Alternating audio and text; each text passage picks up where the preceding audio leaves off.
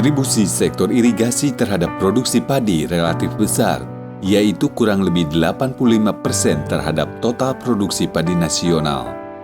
Sebagai institusi litbang, Balai Litbang Irigasi dituntut dapat memberikan iptek siap pakai dalam meningkatkan efisiensi dan pendayagunaan air irigasi guna mendukung program pemerintah dalam ketahanan pangan ini.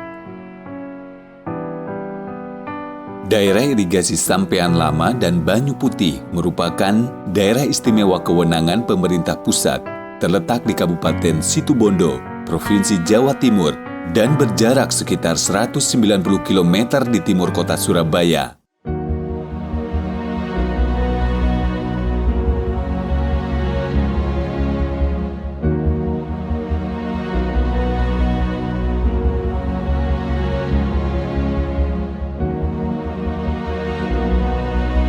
Nama saya Gatot Siswoyo sebagai Kepala Dinas PUPR Kabupaten Situbondo.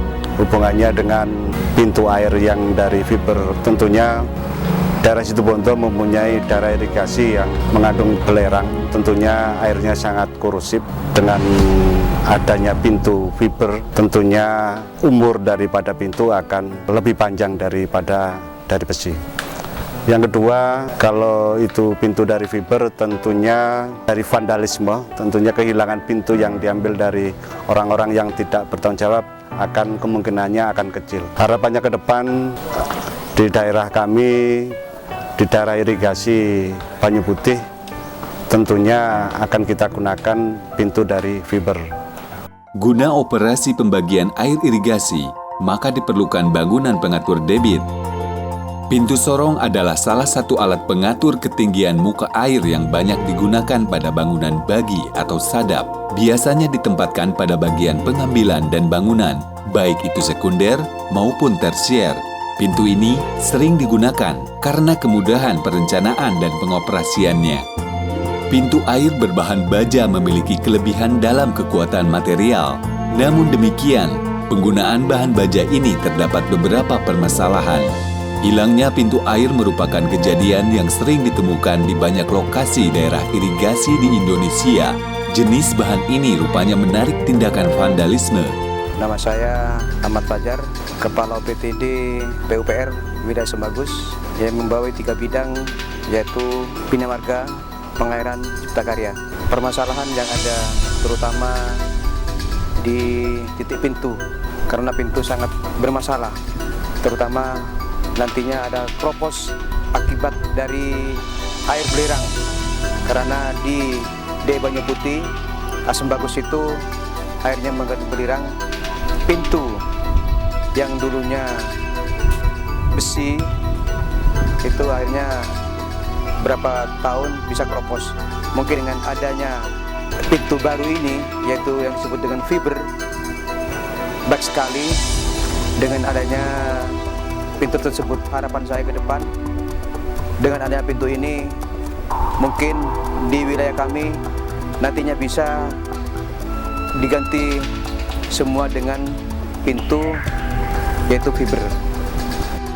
Kondisi lingkungan keairan yang cenderung asam ini juga menyebabkan laju korosi material ini lebih cepat daripada kondisi lingkungan keairan yang normal, sehingga umur layanan pintu air berbahan baja ini menjadi lebih pendek.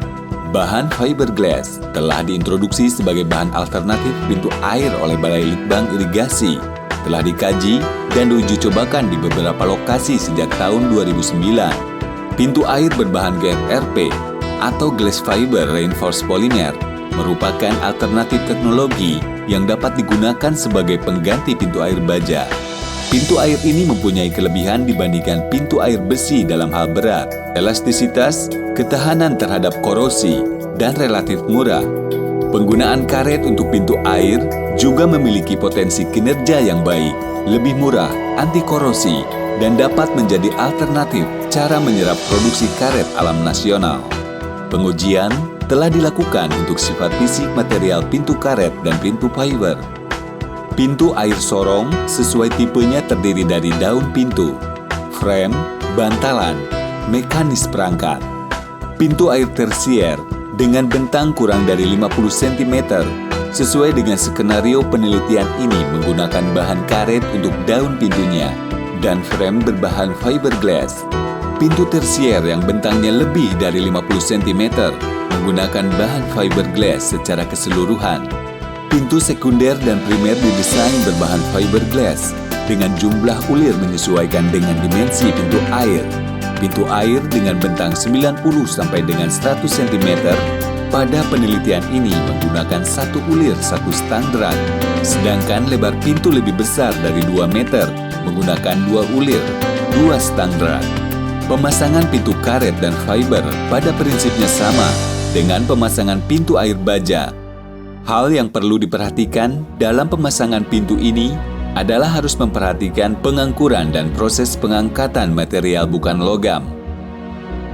Sebanyak 40 pintu tersier berbahan karet dan fiberglass, 2 pintu sekunder berbahan fiberglass, dan 6 pintu primer berbahan fiberglass dipasang di sebaran lokasi di daerah irigasi Sampean Lama dan daerah irigasi Banyu Putih. Kemudahan dalam mengoperasikan pintu air fiber dan karet ini tentu menjadi sasaran utama penggunaan bahan ini untuk pintu air. Karena berbahan non-logam, maka korosi yang menyebabkan kemacetan pintu air dapat dieliminir. Bahan non-logam yang digunakan juga tentu meminimalisir ketertarikan tindakan vandalisme terhadap pintu air jenis ini. Perawatan yang diperlukan pada pintu karet hanya memerlukan pembersihan saja. Material ini minim reaksi dengan lingkungan keairan. Perawatan rutin pada fiberglass juga hanya perlu pembersihan. Pengecatan tidak diperlukan karena pewarnaan fiberglass sudah menyatu dengan resin pada saat pembuatan. Harapan saya dengan adanya teknologi pintu fiber ini, satu, operasi pintu irigasi lebih baik. Yang kedua, mengurangi frekuensi penggantian pintu yang rusak karena keropos.